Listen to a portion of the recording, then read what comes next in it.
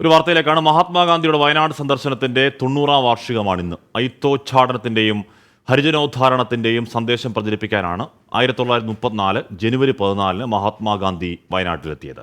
കൽപ്പറ്റ പുളിയാർമലയിൽ ഗാന്ധി വിശ്രമിച്ചയിടത്ത് ഇന്ന് സ്ഥിതി ചെയ്യുന്ന മ്യൂസിയത്തിൽ സ്മരണകൾ ഇരമ്പുന്നു.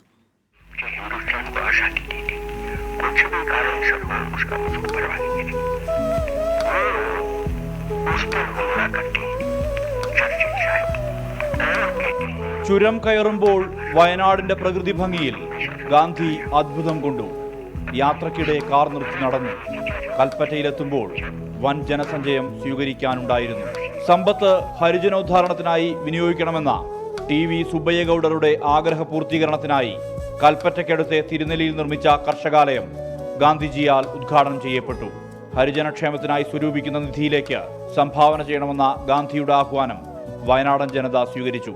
ഇതിനുശേഷം കോഴിക്കോട് നടന്ന പ്രസംഗത്തിൽ ആദിവാസി ജീവിതത്തിന്റെ ദുരിതത്തെക്കുറിച്ച് അദ്ദേഹം വാചാലനായി.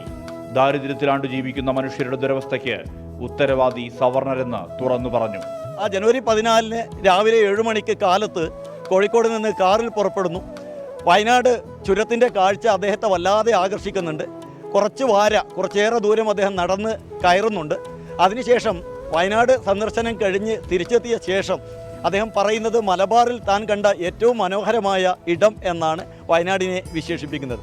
ആ യാത്രയിൽ അദ്ദേഹം ഈ കർഷകാലയം ഉദ്ഘാടനം ചെയ്തതിന് ശേഷം, തിരുനെല്ലിയിലെ കർഷകാലയം ഉദ്ഘാടനം ചെയ്തതിന് ശേഷം പിന്നെ കൽപ്പറ്റയ്ക്കടുത്ത പുളിയാർമലയിലുള്ള സ്ഥലത്ത് ഒരു കെട്ടിടത്തിൽ വിശ്രമിക്കുന്നുണ്ട്.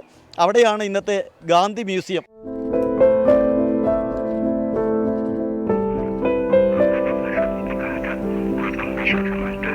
തൊണ്ണൂറാണ്ടിന്റെ ചരിത്രരേഖയുണ്ട് പുളിയാർമലയിലെ ഗാന്ധി വിശ്രമിച്ച ഇടത്തെ മ്യൂസിയത്തിൽ. ഇവിടെ കേൾക്കാം ഇപ്പോഴും ആ ശബ്ദം.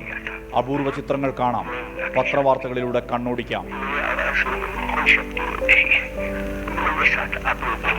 അന്തരിച്ച MP വീരേന്ദ്രകുമാറാണ് പുളിയാർമലയിലെ ജൈനക്ഷേത്രത്തോട് ചേർന്നുള്ള മ്യൂസിയം യാഥാർത്ഥ്യമാക്കിയതിന് പിന്നിൽ.